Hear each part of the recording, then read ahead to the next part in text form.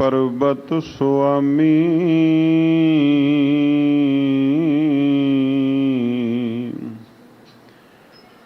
ओट गही मैं तेरी ना तुम डोलो ना हम गिरते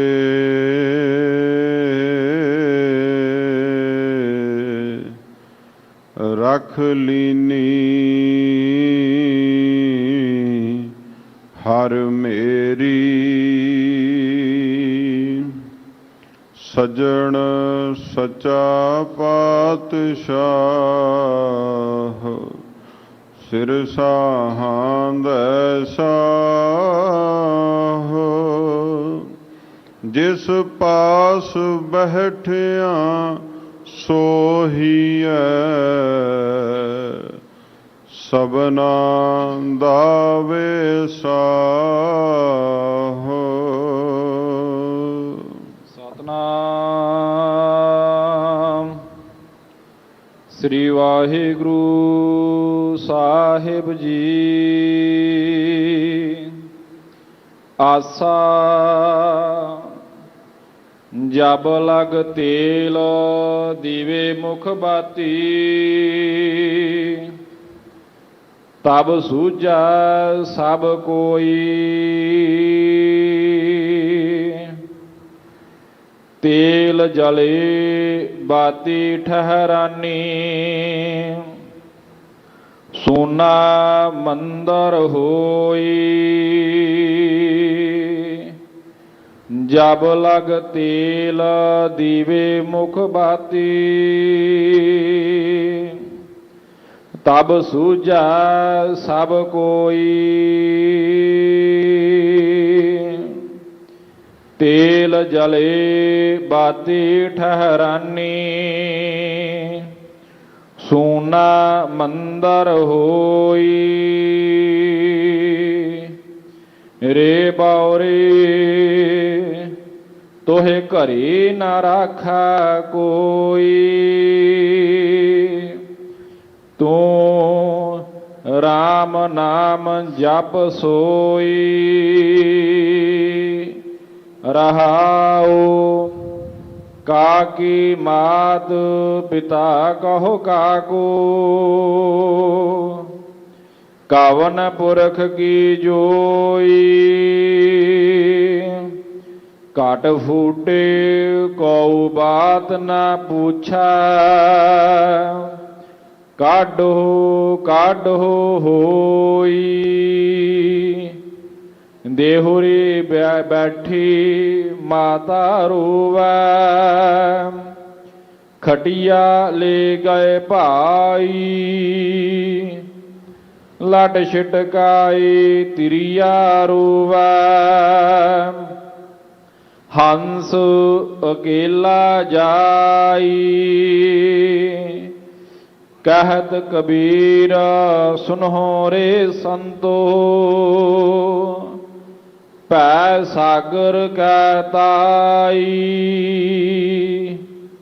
इस बंदे सिर जुलम होत है जम नहीं हटा गुसाई कहत कबीर सुनहो रे संत हो पै सागर का ताई इस बंदे सिर जुल्म होत है जम नहीं हटा गुसाई दो तुके वाहिगुरु जी का खालसा वाहिगुरु जी की फतेह। परम सन्मान योग सतगुरु चबर छतर तखत दे मालक पतित पावन भगत वशल कृपा सिंध शब्द गुरु सतगुरु धन धन धन श्री गुरु ग्रंथ साहिब जी महाराज ਸਤਿਗੁਰੂ ਜੀ ਦੀ ਪਾਵਨ ਪਵਿੱਤਰ ਹਜ਼ੂਰੀ ਵਿਖੇ ਜੁੜ ਮਿਲ ਬੈਠੀ ਸਤਿਕਾਰਯੋਗ ਸਾਧ ਸੰਗਤ ਜੀ, ਆਪ ਸਰਬੱਤਰ ਮਾਈ ਭਾਈ ਵੱਡਿਆਂ ਭਾਗਾਂ ਵਾਲੇ ਹੋ, ਜੋ ਇਸ ਬ੍ਰਹਿਮੰਡ ਦੇ ਸਭ ਤੋਂ ਬਰਕਤਮਈ ਅਸਥਾਨ ਸਤਿਗੁਰੂ ਸ੍ਰੀ ਗੁਰੂ ਰਾਮਦਾਸ ਸਾਹਿਬ ਸੱਚੇ ਪਾਤਸ਼ਾਹ ਮਹਾਰਾਜ ਜੀਆਂ ਦੇ ਪਾਵਨ ਪਵਿੱਤਰ ਅਸਥਾਨ ਸੱਚਖੰਡ ਸ੍ਰੀ ਹਰਿਮੰਦਰ ਸਾਹਿਬ ਜੀ ਦੇ ਦਰਸ਼ਨ ਇਸ਼ਨਾਨ ਕਰਨ ਦਾ ਸੁਭਾਗ ਸਮਾਂ ਪ੍ਰਾਪਤ ਹੋਇਆ ਹੈ।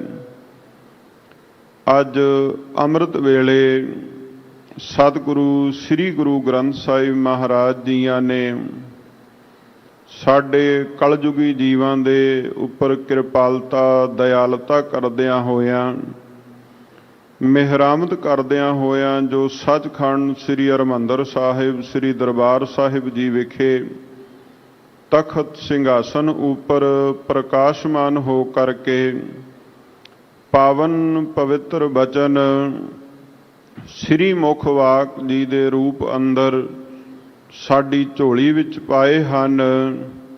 ਤਿਨਾਂ ਪਾਵਨ ਮੁਕੱਦਸ ਬਚਨਾਂ ਦੀ ਵਿਚਾਰ ਦੇ ਨਾਲ ਜੁੜਨ ਵਾਸਤੇ ਆਪ ਜੀ ਗੁਰਦੁਆਰਾ ਸ੍ਰੀ ਮੰਜੀ ਸਾਹਿਬ ਦੀਵਾਨ ਹਾਲ ਵਿਖੇ ਅਤੇ ਲਾਈਵ ਟੈਲੀਕਾਸਟ ਦੇ ਮਾਧਿਅਮ ਰਾਹੀਂ ਦੇਸ਼ ਵਿਦੇਸ਼ ਦੇ ਅੰਦਰ ਆਪਣੀ ਸੁਰਤ ਨੂੰ ਗੁਰ ਚਰਨਾਂ ਅੰਦਰ ਜੋੜ ਕਰਕੇ ਬੈਠੇ ਹੋ।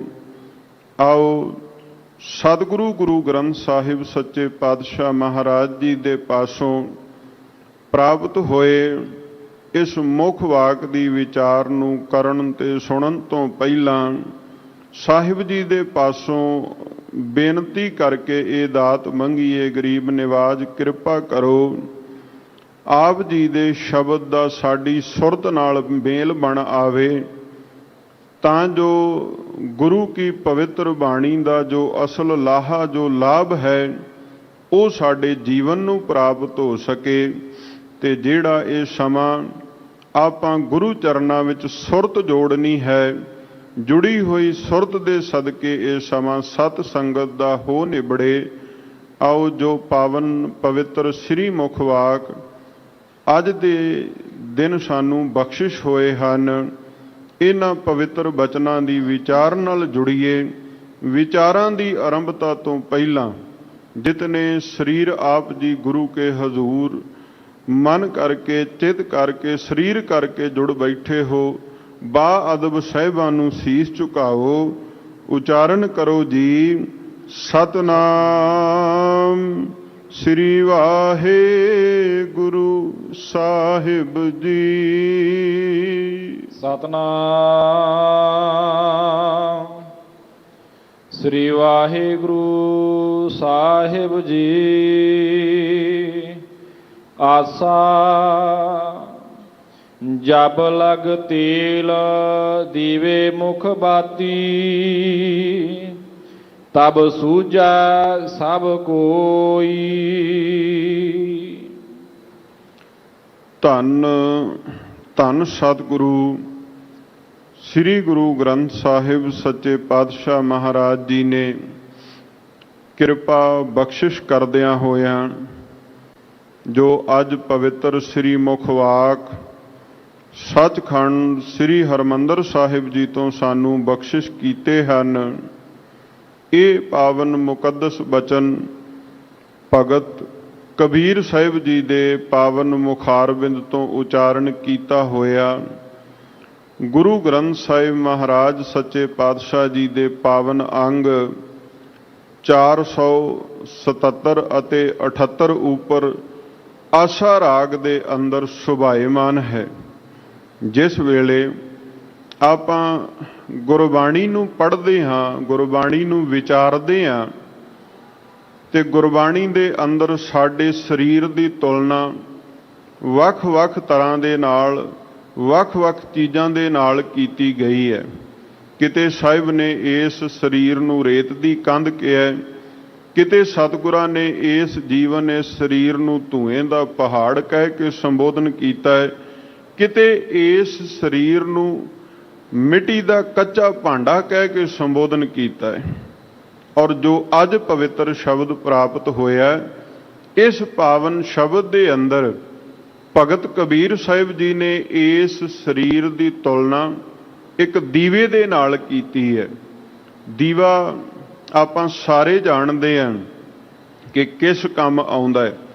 ਦੀਵੇ ਦੇ ਸੰਗ ਉਹਦੇ ਵਿੱਚ ਤੇਲ ਭਰ ਦਿੱਤਾ ਜਾਵੇ, ਉੱਪਰ ਉਹਦੇ ਮੁੱਖ ਤੇ ਰੂੰ ਦੀ ਵੱਟੀ ਬਣਾ ਕੇ ਰੱਖ ਦਿੱਤੀ ਜਾਵੇ, ਉਸ ਵੱਟੀ ਦੇ ਸਿਰੇ ਨੂੰ ਜਿਹੜਾ ਬਾਹਰ ਵਾਲੇ ਪਾਸੇ ਹੈ ਉਹਨੂੰ ਅੱਗ ਸੁਹਾਈ ਜਾਵੇ ਤੇ ਉਹ ਦੀਵੇ ਦੇ ਵਿੱਚੋਂ ਚਾਨਣ ਪ੍ਰਕਾਸ਼ ਪੈਦਾ ਹੋ ਜਾਂਦਾ ਹੈ।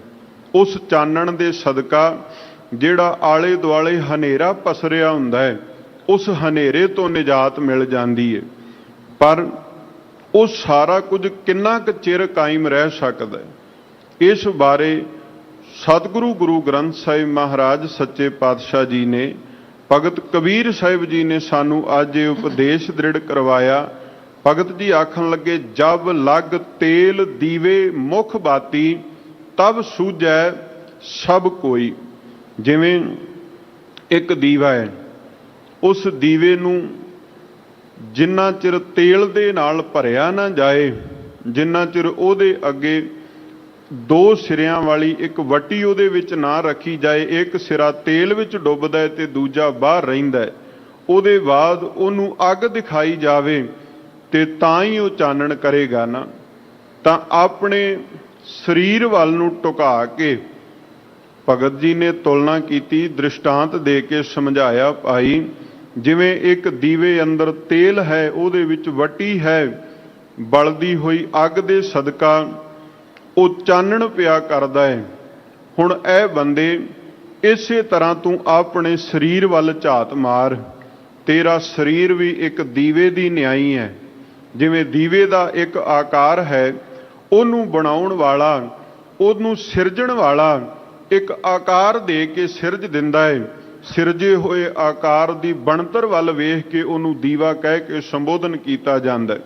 ਇਸੇ ਤਰ੍ਹਾਂ ਕਰਤਾ ਪੁਰਖ ਵਾਹਿਗੁਰੂ ਜੀ ਨੇ ਇਹ ਮਨੁੱਖਾ ਦੇਹ ਸਾਜੀ, ਔਰ ਇਸ ਦੇਹ ਨੂੰ ਮਾਂ ਦੀ ਕੁੱਖ ਦੇ ਅੰਦਰ ਰੱਖ ਕੇ ਵਾਹਿਗੁਰੂ ਨੇ ਇਹਦੀ ਪ੍ਰਤਪਾਲਣਾ ਕਰ ਦਿੱਤੀ। ਪ੍ਰਤਪਾਲਣਾ ਕਰਨ ਤੋਂ ਬਾਅਦ ਇਸ ਸਰੀਰ ਦੇ ਉੱਤੇ ਇੱਕ ਪਰਉਪਕਾਰ ਕੀਤਾ ਕਿ ਇਸ ਸਰੀਰ ਨੂੰ ਆਪਣੀ ਜੋਤ ਦਾ ਆਸਰਾ ਦੇ ਦਿੱਤਾ। ਇਸ ਸਰੀਰ ਨੂੰ ਵਾਹਿਗੁਰੂ ਕਰਤਾ ਪੁਰਖ ਜੀ ਨੇ ਆਪਣੇ ਅੰਸ਼ ਦਾ ਇੱਕ ਆਸਰਾ ਦਿੱਤਾ।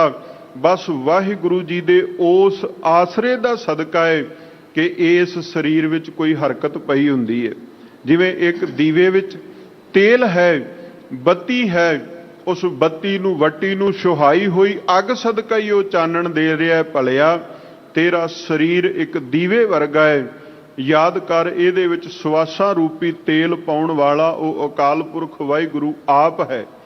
ਇਸ ਬੱਤੀ ਦੀ ਵੱਟੀ ਦੀ ਗੱਲ ਕਰੀਏ ਤਾਂ ਜਿਵੇਂ ਦੀਵੇ ਦੇ ਮੁਖ ਦੇ ਉੱਤੇ ਵੱਟੀ ਸੁਭਾਏਮਾਨ ਹੈ, ਜਿਹਨੇ ਅੱਗੇ ਪ੍ਰਕਾਸ਼ ਕਰਨਾ ਹੈ, ਚਾਨਣ ਫੈਲਾਉਣਾ ਹੈ, ਉਸੇ ਤਰ੍ਹਾਂ ਕਰਤਾ ਪੁਰਖ ਵਾਹਿਗੁਰੂ ਜੀ ਨੇ ਤੈਨੂੰ ਇਹ ਰਸਨਾ, ਇਹ ਜ਼ੁਬਾਨ ਦਿੱਤੀ ਹੈ। ਇਸ ਰਸਨਾ ਦੇ ਅੰਦਰ ਬੋਲਣ ਦੀ ਤਾਕਤ ਕੌਣ ਦਿੰਦਾ ਹੈ? ਉਹ ਅਕਾਲ ਪੁਰਖ ਵਾਹਿਗੁਰੂ ਦਿੰਦਾ ਹੈ। ਜੇ ਆਪਾਂ ਇਉਂ ਕਹੀਏ ਕੋਈ ਇਨਸਾਨ ਉਹ ਅਮੀਰ ਹੋਵੇ, ਉਹਦੇ ਕੋਲ ਧਨ ਪਦਾਰਥ ਬੜਾ ਹੈ, ਤੇ ਅੱਜ ਤੇ ਚਲੋ ਲਾਈਟਾਂ ਦਾ ਸਮਾਂ ਹੈ, ਪਿਛਲੇਰੇ ਸਮੇਂ ਦੀ ਗੱਲ ਕਰੀਏ, ਕੋਈ ਇਹ ਆਖੇ ਵੀ ਮੈਂ ਦੀਵਾ ਸੋਨੇ ਦਾ ਬਣਾ ਲੈਣਾ ਹੈ, ਸੋਨੇ ਦਾ ਦੀਵਾ ਬਣਾ ਕੇ ਉਹਦੇ ਬਾਰ-ਬਾਰ ਹੀਰੇ ਮੋਤੀ ਜੜਾ ਲਵਾਂ। ਤੇ ਆਮ ਤੌਰ ਤੇ ਮਿੱਟੀ ਦੇ ਦੀਵੇ ਬਣਦੇ ਸਨ ਤੇ ਕੰਮ ਕੀ ਹੈ? ਦੀਵੇ ਦਾ ਚਾਨਣ ਕਰਨਾ। ਪਰ ਕੀ ਸੋਨੇ ਦਾ ਬਣਾਇਆ ਹੋਇਆ ਦੀਵਾ, ਉਹਦੇ ਤੇ ਲੱਖ ਹੀਰੇ ਮੋਤੀ ਜੜੇ ਹੋਵਣ, ਉਹ ਚਾਨਣ ਕਰ ਸਕਦਾ ਹੈ ਬਿਨਾਂ ਤੇਲ ਤੋਂ, ਬਿਨਾਂ ਵੱਟੀ ਤੋਂ? ਕਦੇ ਨਹੀਂ ਹੋ ਸਕਦਾ।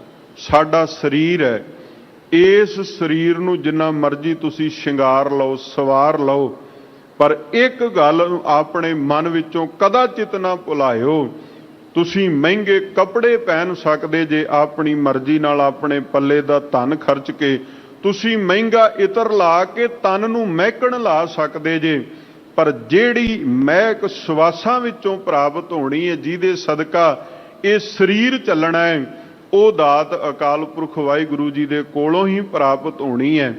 ਉਸ ਦਾਤ ਨੂੰ ਇਨਸਾਨ ਆਪਣੀ ਮਰਜ਼ੀ ਨਾਲ ਕਿਤੇੋਂ ਵਿਆਜ ਨਹੀਂ ਸਕਦਾ, ਉਹ ਵਿਆਜੀ ਨਹੀਂ ਜਾਂਦੀ ਦਾਤ, ਉਹ ਪ੍ਰਭੂ ਹੈ। ਆਪਾਂ ਰੋਜ਼ ਬਚਨ ਪੜ੍ਹਦੇ ਹਾਂ, ਭਈ ਪ੍ਰਾਪਤ ਮਾਨੁਖ ਦੇ ਹੁਰੀਆ। ਭਈ ਪ੍ਰਾਪਤ ਤੋਂ ਅਰਥ ਹੈ ਵੀ ਤੈਨੂੰ ਪ੍ਰਾਪਤ ਹੋਈ ਹੈ, ਅਕਾਲ ਪੁਰਖ ਵਾਹਿਗੁਰੂ ਜੀ ਨੇ ਤੈਨੂੰ ਇਹ ਦੇ ਦਿੱਤੀ ਹੈ, ਮਨੁੱਖਾ ਜੀਵਨ ਦਿੱਤਾ ਹੈ। ਮਤਾ ਤੂੰ ਆਖੇ ਕਿ ਹਾਂ ਮੇਰੇ ਕਰਕੇ ਜਾਂ ਮੇਰੇ ਮਾਂ-ਬਾਪ ਦੇ ਕਰਕੇ, ਭਾਈ ਮਾਂ-ਬਾਪ ਇੱਕ ਆਸਰਾ ਬਣੇ, ਉਹਨਾਂ ਦੀ ਜਿੱਥੋਂ ਤੱਕ ਉਹਨਾਂ ਦੀ ਬਲ ਸੀ, ਉਹਨਾਂ ਦਾ ਤਾਕਤ ਸੀ ਉਹਨਾਂ ਦੇ ਕੋਲ, ਜਿੱਥੇ ਤੱਕ ਉਹਨਾਂ ਦਾ ਜ਼ੋਰ ਚੱਲਦਾ ਸੀ, ਉਸ ਸਮੇਂ ਤੱਕ ਤੇਰੇ ਸਰੀਰ ਦੀ ਘਾੜਤ ਘੜੀ ਗਈ। ਪਰ ਉਹਦੇ ਤੋਂ ਅੱਗੇ ਤੈਨੂੰ ਜਿਹੜਾ ਸੰਪੂਰਨ ਕਰਨ ਦਾ ਹੱਕ ਹੈ, ਉਹ ਕੇਵਲ ਅਕਾਲ ਪੁਰਖ ਵਾਹਿਗੁਰੂ ਜੀ ਦੇ ਕੋਲ ਹੈ, ਜਿਹਨੂੰ ਬਾਣੀ ਵਿੱਚ ਇਉਂ ਵੀ ਪੜ੍ਹਦੇ ਹੈ, ਜਿਨ ਤੂੰ ਸਾਜ ਸਵਾਰ ਸ਼ਿੰਗਾਰਿਆ। ਇਕੱਲੀ ਸਾਜਣ ਦੀ ਗੱਲ ਨਹੀਂ, ਉਹਦਾ ਸ਼ਿੰਗਾਰ ਵੀ ਕੀਤਾ, ਉਹਨੂੰ ਐਨ ਸਵਾਰਿਆ। ਜਿੱਥੇ ਸਰੀਰ ਦੇ ਅੰਗਾਂ ਦੀ ਗੱਲ ਕਰੀਏ, ਕਰਤਾ ਪੁਰਖ ਵਾਹਿਗੁਰੂ ਜੀ ਨੇ ਇਸ ਸਰੀਰ ਨੂੰ ਥਾਂ ਪੁਰ ਥਾਂ ਤੇ ਅੰਗ ਦੇ ਕੇ ਤੇ ਉਹਨਾਂ ਨੂੰ ਇੱਕ ਕਰਮ ਬਖਸ਼ ਦਿੱਤਾ। ਇਸ ਰਸਨਾ ਨੂੰ ਬੋਲਣ ਦਾ ਕੰਮ ਦੇ ਦਿੱਤਾ, ਅੱਖਾਂ ਨੂੰ ਵੇਖਣ ਦਾ ਕੰਮ ਦਿੱਤਾ, ਕੰਨਾਂ ਨੂੰ ਸੁਣਨ ਦਾ ਕੰਮ ਦੇਣ ਵਾਲਾ ਪਰਮਾਤਮਾ। ਇਹ ਸਾਰਾ ਕੁਝ ਕਿਵੇਂ ਹੋਇਆ? ਜਦੋਂ ਉਸ ਕਰਤਾ ਪੁਰਖ ਵਾਹਿਗੁਰੂ ਜੀ ਦੀ ਅੰਸ਼, ਉਹਦੀ ਜੋਤ ਸਾਡੇ ਸਰੀਰ, ਸਾਡੇ ਹਿਰਦੇ ਵਸਦੀ ਹੈ। ਜਿੰਨਾ ਚਿਰ ਉਹ ਹੈ, ਉਹਨਾਂ ਚਿਰ ਇਸ ਸਰੀਰ ਦੇ ਦੁਆਰਾ ਸਾਨੂੰ ਸਾਰਾ ਕੁਝ ਆਪਣਾ ਦਿਸਦਾ ਪਿਆ ਹੈ ਤੇ ਦੂਜਿਆਂ ਨੂੰ ਅਸੀਂ ਦਿਸਦੇ ਪਏ ਹਾਂ। ਪਰ ਯਾਦ ਰੱਖੀਏ, ਜਿਸ ਵੇਲੇ ਦੀਵੇ ਦਾ ਤੇਲ ਮੁੱਕ ਜਾਵੇ, ਜਿਸ ਵੇਲੇ ਉਹਦੀ ਬੱਤੀ ਸੜ ਜਾਵੇ, ਉਹਦੀ ਵੱਟੀ ਦੇ ਵਿੱਚੋਂ ਤੇਲ ਦੀ ਆਮਦ ਮੁੱਕ ਜਾਵੇ ਨਾ, ਤੇ ਉਹ ਦੀਵਾ ਜਿਹੜਾ ਪਲ ਪਰ ਪਹਿਲਾਂ ਪ੍ਰਕਾਸ਼ ਪਿਆ ਕਰਦਾ ਸੀ ਕਮਰੇ ਦੇ ਅੰਦਰ, ਉਹੀ ਕਿਤੇ ਹਨੇਰੇ ਵਿੱਚ ਗੁਆਚ ਜਾਂਦਾ ਹੈ, ਕਿਉਂਕਿ ਅਸਲ ਤਾਤੀ ਉਹਦੇ ਕੋਲ ਨਹੀਂ ਰਿਹਾ। ਇਕੱਲਾ ਦੀਵਾ ਤੇ ਨਹੀਂ ਨਾ ਬਲ ਸਕਦਾ। ਇਸੇ ਤਰ੍ਹਾਂ ਇਹ ਸਰੀਰ ਹੈ, ਇਸ ਸਰੀਰ ਇਕੱਲੇ ਦੀ ਕੋਈ ਤਾਕਤ ਨਹੀਂ ਕਿ ਇਹ ਸਰੀਰ ਇਕੱਲਾ ਕੁਝ ਕਰ ਸਕੇ। ਨਹੀਂ ਭਾਈ, ਇਸ ਸਰੀਰ ਨੂੰ ਤਾਕਤ ਕਰਤਾ ਪੁਰਖ ਵਾਹਿਗੁਰੂ ਜੀ ਦੀ ਅੰਸ਼ ਤੋਂ ਪ੍ਰਾਪਤ ਹੋਣੀ ਹੈ। ਔਰ ਯਾਦ ਰੱਖੀਏ, ਜੋ ਕਰਤਾ ਪੁਰਖ ਵਾਹਿਗੁਰੂ ਜੀ ਨੇ ਜੋਤ ਸਾਡੇ ਅੰਦਰ ਟਿਕਾਈ ਹੋਈ ਹੈ, ਮੁੱਲ ਉਸ ਜੋਤ ਦਾ ਜੇ, ਉਸ ਜੋਤ ਦਾ ਮੁੱਲ ਹੈ, ਉਹਦੀ ਕਦਰ ਹੈ। ਕਿਉਂਕਿ ਜੇ ਸਰੀਰ ਵਿੱਚ ਸਵਾਸ ਨੇ ਤੇ ਅਸੀਂ ਕਿਸੇ ਦੇ ਭੈਣ ਭਾਈ ਪਿਤਾ ਭਰਾ ਹਾਂ, ਕੋਈ ਸਾਡਾ ਹੈ। ਪਰ ਜੇ ਸਰੀਰ ਵਿੱਚ ਪ੍ਰਭੂ ਦੀ ਜੋਤ ਹੀ ਨਹੀਂ, ਤੇ ਫਿਰ ਇੱਕ ਲਫ਼ਜ਼ ਵਰਤਿਆ ਜਾਂਦਾ ਹੈ ਕਿ ਮੁਰਦਾ ਹੋ ਗਿਆ, ਇਨਸਾਨ ਮਰ ਗਿਆ, ਇਹ ਅਕਾਲ ਚਲਾਣਾ ਕਰ ਗਿਆ। ਤੇ ਮੁਰਦੇ ਦੀ ਗਤ ਕੀ ਹੈ, ਇਹ ਆਪਾਂ ਸਾਰੇ ਜਾਣਦੇ ਹਾਂ। ਭਗਤ ਕਬੀਰ ਸਾਹਿਬ ਜੀ ਨੇ ਬਖਸ਼ਿਸ਼ ਕੀਤੀ, ਆਖਣ ਲੱਗੇ, ਜਿੰਨਾ ਸਮਾਂ ਦੀਵੇ ਦੇ ਅੰਦਰ ਤੇਲ ਹੈ, ਉਹਦੇ ਮੂੰਹ ਵਾਲੇ ਪਾਸੇ ਨੂੰ ਵੱਟੀ ਹੈ, ਔਰ ਉਸ ਵੱਟੀ ਨੂੰ ਲੱਗੀ ਹੋਈ ਅੱਗ ਤੇਲ ਦਾ ਸਾਥ ਪਿਆ ਮਿਲਦਾ ਹੈ, ਤਾਂ ਸਾਰਾ ਕੁਝ ਚਾਨਣ ਦੇ ਵਿੱਚ ਦਿਸਦਾ ਪਿਆ ਹੈ, ਪ੍ਰਕਾਸ਼ ਦੇ ਵਿੱਚ ਹੈ। ਤੇਲ ਜਲੇ ਬਾਤੀ ਠਹਿਰਾਨੀ, ਸੋਨਾ ਮੰਦਰ ਹੋਈ। ਹੁਣ ਜਦੋਂ ਦੀਵੇ ਦੀ ਜਿੰਨੀ ਕੁ ਉਹਦੀ ਸਮਰੱਥਾ ਸੀ, ਓਨਾ ਹੀ ਤੇਲ ਉਹਦੇ ਵਿੱਚ ਪੈਣਾ ਹੈ ਨਾ। ਸਮਰੱਥਾ ਤੋਂ ਬਾਹਰ ਤੇ ਕੋਈ ਪਾਵੇਗਾ ਨਹੀਂ, ਕਿਉਂਕਿ ਸਮਰੱਥਾ ਤੋਂ ਬਾਹਰ ਉਹ ਸੰਭਾਲ ਹੀ ਨਹੀਂ ਸਕਦਾ। ਉਹਦੀ ਸਮਰੱਥਾ ਉਨੀ ਹੈ। ਆਪਣੀ ਸਮਰੱਥਾ ਦੇ ਮੁਤਾਬਕ ਦੀਵੇ ਨੇ ਤੇਲ ਨੂੰ ਲਿਆ, ਉਹ ਤੇਲ ਬਲਦਾ ਰਿਹਾ, ਹੌਲੀ ਹੌਲੀ ਕਰਕੇ ਤੇਲ ਖਤਮ ਹੋ ਗਿਆ ਤੇ ਵੱਟੀ ਨੂੰ ਕੋਈ ਪਿੱਛੋਂ ਤੇਲ ਦੀ ਆਮਦ ਨਹੀਂ ਹੈ, ਉਹ ਵੱਟੀ ਵੀ ਰੁਕ ਗਈ। ਕਹਿਣ ਲੱਗੇ, ਪਲ ਭਰ ਪਹਿਲਾਂ ਜਿਹੜਾ ਦੀਵਾ ਚਾਰੇ ਪਾਸੇ ਚਾਨਣ ਕਰਦਾ ਸੀ, ਉਹ ਹੁਣ ਆਪ ਜਿਹੜਾ ਸੂਨਾ ਮੰਦਰ ਹੋਈ, ਉਹ ਆਪ ਵੀ ਹਨੇਰੇ ਵਿੱਚ ਹੈ ਤੇ ਉਹਨੇ ਆਲੇ ਦੁਆਲੇ ਨੂੰ ਫਿਰ ਜਿਹੜਾ ਹਨੇਰੇ ਨਾਲ ਭਰ ਦਿੱਤਾ, ਕਿਉਂਕਿ ਉਹਦੇ ਕੋਲ ਅਸਲ ਤੱਤ ਹੈ ਨਹੀਂ। ਹੁਣ ਆਈਏ ਆਪਣੇ ਸਰੀਰ ਵੱਲ, ਆਪਾਂ ਝਾਤ ਮਾਰ ਕੇ ਵੇਖੀਏ। ਜਦੋਂ ਆਪਾਂ ਕਾਇਆ ਦੀ ਸਰੀਰ ਦੀ ਗੱਲ ਕਰਦੇ ਆ ਨਾ, ਤੇ ਆਪਾਂ ਇਹ ਗੱਲ ਕਹਿ ਦਿੰਨੇ ਆ ਵੀ ਮੇਰਾ ਸਰੀਰ ਹੈ, ਮੈਂ ਬੜਾ ਸਾਂਭ ਕੇ ਰੱਖਿਆ, ਮੈਂ ਬੜੀ ਕਸਰਤ ਕਰਦਾ, ਮੈਂ ਵਰਜਿਸ਼ ਕਰਦਾ, ਮੈਂ ਸਿਹਤ ਵੱਲ, ਦੇਹ ਵੱਲ ਧਿਆਨ ਬੜਾ ਦੇਣਾ ਵੀ ਚਾਹੀਦਾ। ਅੱਜ ਦੇ ਸਮੇਂ ਅੰਦਰ ਜਿਸ ਬੰਦੇ ਦੇ ਕੋਲ ਨਰੋਈ ਸਿਹਤ ਦਾ ਗੁਣ ਹੈ, ਉਹ ਇਨਸਾਨ ਬਹੁਤ ਦਰਜੇ ਬਾਕੀਆਂ ਦੇ ਨਾਲੋਂ ਚੰਗਾ ਹੈ। ਪਰ ਜੇ ਆਪਾਂ ਇਹ ਗੱਲ ਆਖੀਏ ਵੀ ਇਹ ਨਰੋਈ ਸਿਹਤ ਸਾਡੇ ਕਰਕੇ ਹੈ, ਇਦਾਂ ਹੋ ਸਕਦਾ? ਨਹੀਂ ਭਾਈ, ਇਹ ਤਾਂ ਹੈ ਵੀ ਇਸ ਨਰੋਏ ਸਰੀਰ ਦੇ ਅੰਦਰ ਪਰਮਾਤਮਾ ਦੀ ਇੱਕ ਜੋਤ ਟਿਕੀ ਹੋਈ ਹੈ, ਔਰ ਉਸ ਜੋਤ ਦਾ ਕਰਮ ਕੀ ਹੈ? ਸਾਹਿਬ ਨੇ ਬਾਣੀ ਵਿੱਚ ਆਖਿਆ ਕਿ ਜੋਤ ਉਹ ਪਰਮੇਸ਼ਰ ਕਰਤਾ ਪੁਰਖ ਵਾਹਿਗੁਰੂ ਜੀ ਦੀ ਸਭ ਮੈਂ ਜੋਤ, ਜੋਤ ਹੈ ਸੋਏ ਤਿਸ ਦਾ ਚਾਨਣ, ਸਭ ਮੈਂ ਚਾਨਣ ਹੋਏ। ਉਹਦੇ ਪ੍ਰਕਾਸ਼ ਕਰਕੇ ਹੀ ਅੱਗੋਂ ਸਾਰਿਆਂ ਦੇ ਵਿੱਚ ਜਿਹੜਾ ਹੈ ਉਹ ਪ੍ਰਕਾਸ਼ ਫੈਲਦਾ ਪਿਆ। ਉਹ ਇੱਕ ਜੋਤ ਦਾ ਸਦਕਾ ਹੀ ਹੈ ਕਿ ਅਸੀਂ ਇੱਕ ਦੂਜੇ ਨੂੰ ਮਿਲਦੇ ਵਰਤਦੇ, ਤੁਰੇ ਫਿਰਦੇ, ਵਰਤੋਂ ਵਿਹਾਰ ਚੱਲਦਾ, ਅਸੀਂ ਕਿਰਤ ਕਰਦੇ ਹਾਂ। ਇਹ ਜੋਤ ਦੀ ਹੀ ਬਖਸ਼ਿਸ਼ ਹੈ ਕਿ ਅਸੀਂ ਚੱਲ ਕਰਕੇ ਹੁਣ ਸਤ ਸੰਗਤ ਵਿੱਚ ਆ ਕੇ ਬਹਿ ਗਏ ਹਾਂ।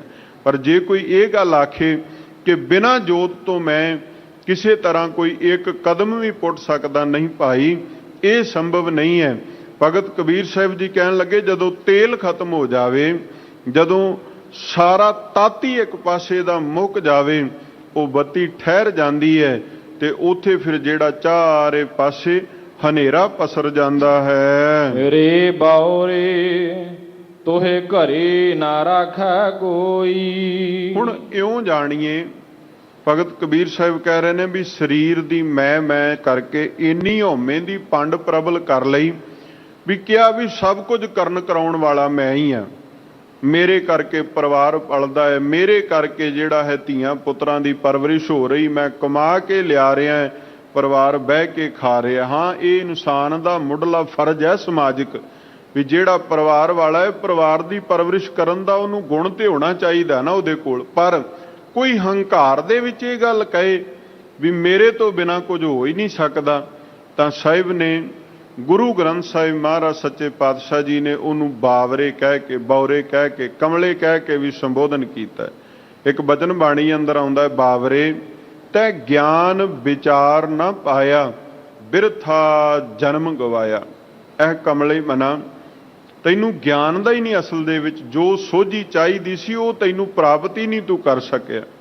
ਤੂੰ ਜੀਵਨ ਦੇ ਅੰਦਰ ਵਿਚਰਦਾ ਰਿਓ ਹੋਰਨਾਂ ਪਾਸਿਆਂ ਵਿੱਚ, ਤੂੰ ਜੀਵਨ ਦੇ ਅੰਦਰ ਧਨ ਦੌਲਤ ਤਾਂ ਬਥੇਰੀ ਇਕੱਠੀ ਕਰ ਲਈ, ਤੂੰ ਜੀਵਨ ਦੇ ਅੰਦਰ ਮਾਇਆ ਦੇ ਅੰਬਾਰ ਤਾਂ ਲਾ ਲਏ, ਤੇਰੇ ਬੈਂਕ ਬੈਲੈਂਸ ਦੀ ਕੋਈ ਕਮੀ ਨਹੀਂ, ਤੇਰੇ ਕੋਲ ਜਾਇਦਾਦ ਦੀ ਕੋਈ ਕਮੀ ਨਹੀਂ, ਪਰ ਜਿਹੜਾ ਪ੍ਰਭੂ ਦੇ ਨਾਮ ਦਾ ਅਸਲ ਗਿਆਨ ਸੀ ਉਹਦੇ ਤੋਂ ਤੂੰ ਇੰਨਾ ਹੀਣਾ ਹੈ, ਇੰਨਾ ਊਣਾ ਹੈ ਤੇਰਾ ਮਨ ਰੂਪੀ ਭਾਂਡਾ ਕਿ ਸਾਹਿਬ ਨੂੰ ਕਹਿਣਾ ਪਿਆ ਵੀ ਤੇਰੀ ਮਨੁੱਖਾ ਦੇਹ ਹੀ ਵਿਅਰਥ ਚਲੀ ਗਈ, ਤੇਰਾ ਜੀਵਨ ਹੀ ਵਿਅਰਥ ਚਲਿਆ ਗਿਆ।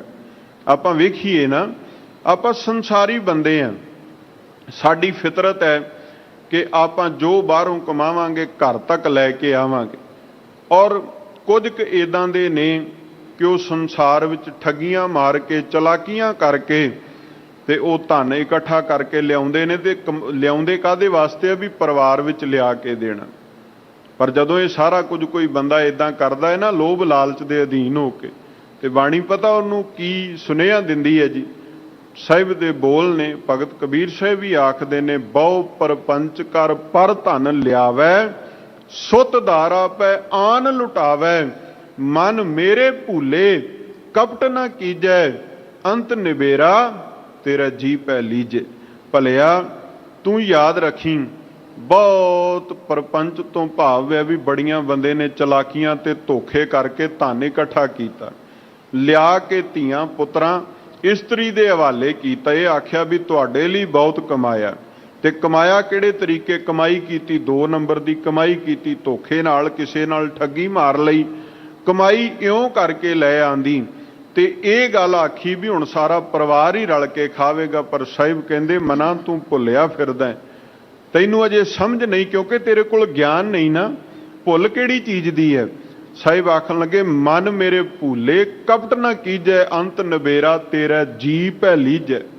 ਮਨਾ ਤੂੰ ਕਪਟ ਕਰ ਰਿਹਾ, ਤੂੰ ਵਿਕਾਰੀ ਤਾਂ ਬਣ ਗਿਆ, ਪਰ ਯਾਦ ਰੱਖੀ ਜਦੋਂ ਅੰਤ ਦਾ ਵੇਲਾ ਆਵੇਗਾ, ਜਿਨ੍ਹਾਂ ਦੀ ਖਾਤਰ ਤੂੰ ਕਮਾ ਕੇ ਲਿਆ ਕੇ ਜਿਨ੍ਹਾਂ ਦੇ ਪੇਟ ਭਰਦਾ ਰਿਹਾ, ਉਹਨਾਂ ਨੇ ਤੇਰਾ ਸਾਥ ਨਹੀਂ ਦੇਣਾ।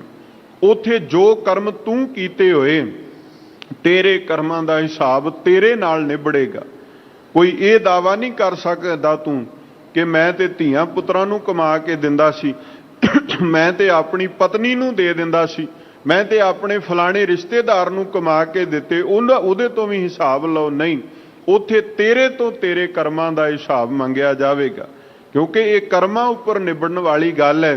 ते जो तू करेगा उसे अनुसार ही तेरे कर्मां दा लेखा जोखा होवेगा।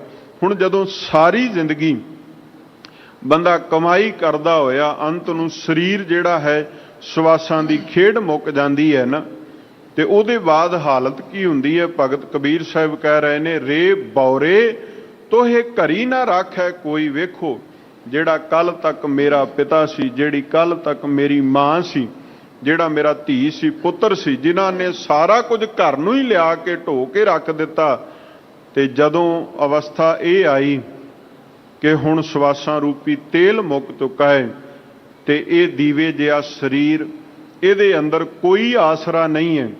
इस दीवे नूं घर, शरीर नूं घर विच रखण वास्ते भी कोई तैयार नहीं।